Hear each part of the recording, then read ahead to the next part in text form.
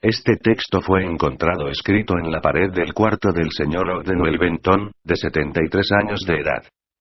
Junto al texto fue encontrado el cadáver del occiso, y en su mano izquierda sostenía un pedazo de piel identificado como de una especie silvestre de conejo. Ustedes, los que están leyendo, viendo o escuchando esto, han de tener anécdotas de su niñez, ¿cierto?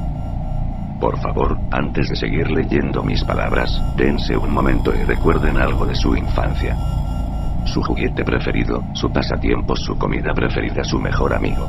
Bien, ahora que recuerdas tus aventuras, desventuras y demás, me gustaría contarte algo curioso que pasó en mi tierna infancia. No tendría yo más de 10 años en esa época. Vivía en un pequeño pueblo aún en progreso, un pueblo cercano al bosque y al mar. Siempre salía a jugar con mis amigos a las escondidas, salíamos a simplemente pasear y de vez en cuando íbamos con nuestros padres al bosque a merendar, y a veces los adultos se ponían borrachos con licor local.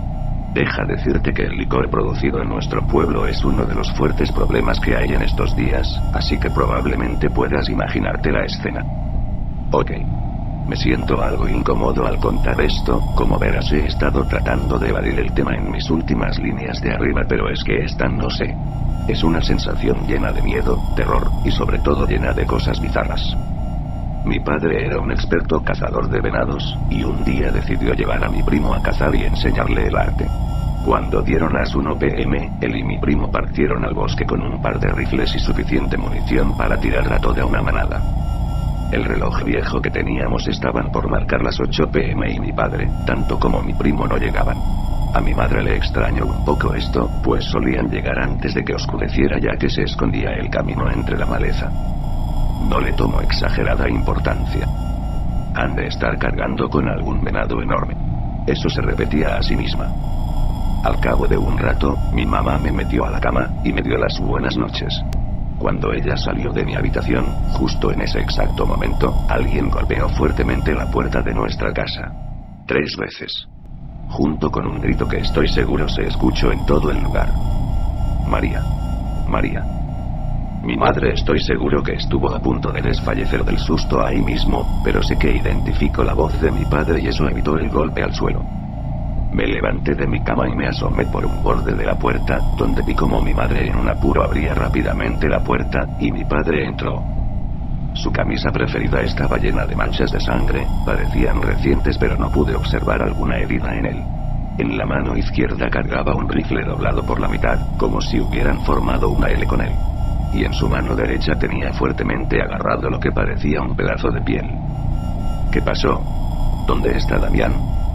Esa cosa lo tomó. Para ese momento mi padre soltó el arma, y vio su mano derecha.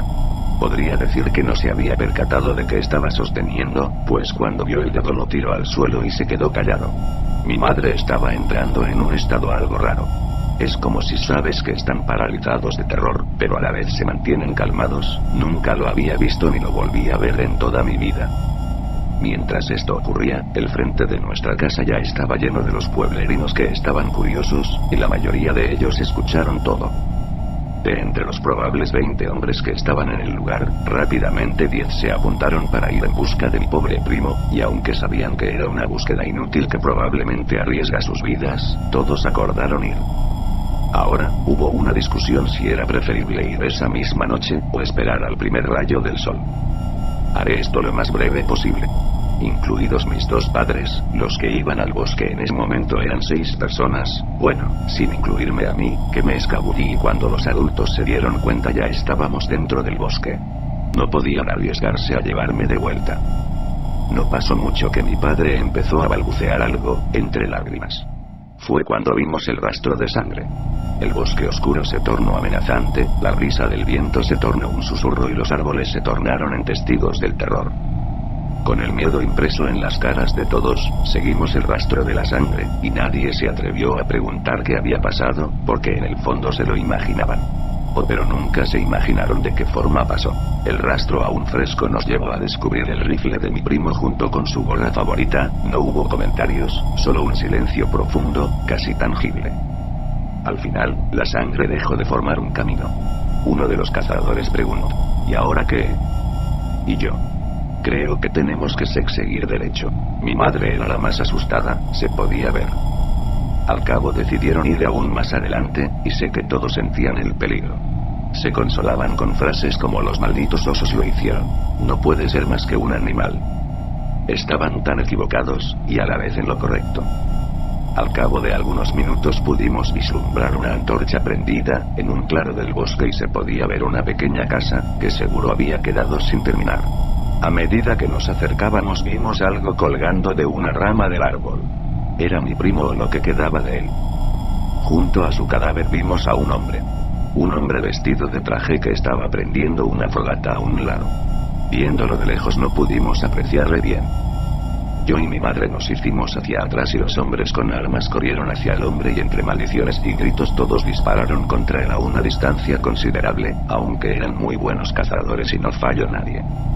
El cuerpo cayó al suelo. La antorcha fungía de un toque macabro a todo. Solo pude ver de lejos cómo los pueblerinos se alejaban con pánico del cadáver. Todo fue muy rápido. El hombre al que habían disparado se levantó y empezó a perseguir a los cazadores, logrando atrapar a uno de ellos y rompiéndole el cuello en el acto. Ahí fue cuando lo vi bien. Él no era un hombre. Era bueno, no sé. Solo sé que no era humano, pues tenía el cuerpo de persona y una cabeza de conejo al cual le faltaba un pedazo de piel de una oreja. Mi padre había sido de los últimos en correr y tropezó. Esa cosa fue hacia él y en la desesperación mi madre corrió a levantarlo, dejándome a mí con instrucción de esconderme lo más lejos posible. Era una carrera contra el tiempo. Por un lado mi madre corría hacia mi padre para ayudarle y eso para matarlo. Mi padre se levantó desesperado, y fue tacleado fuertemente por la espalda, tumbándolo de nuevo. Eso tomó a mi madre, quien no alcanzó a frenar y la golpeó fuertemente en la cabeza. Mi papá solo gritaba de dolor mi columna. ¡Oh Dios! Eso pisó fuertemente la cabeza de lo que una vez fue mi padre y este se cayó por completo, tomó a mi madre y la llevó arrastrando en un charco de sangre hacia la cabaña del bosque. Y yo solo observé. Fue realmente traumático. Después de unos momentos, regresé a la casa de mis padres, pero sentía que algo me estaba siguiendo, sabía perfectamente lo que era, no recuerdo nada de lo que pasó después, es como si me hubiesen borrado la memoria, pero con el tiempo fui recuperando la cordura, creo que fui internado en una clínica psiquiátrica, donde pasé la mayor parte de mi vida, después sé que estoy aquí, en una habitación pequeña, con 73 años de edad, no puedo correr, escapar o siquiera gritar, esa cosa me está viendo, con una sonrisa malévola, con la cara de conejo y el traje, no sé qué hacer ahora, así que lo escribo aquí para que alguien venga a mi ayuda, respondan por favor.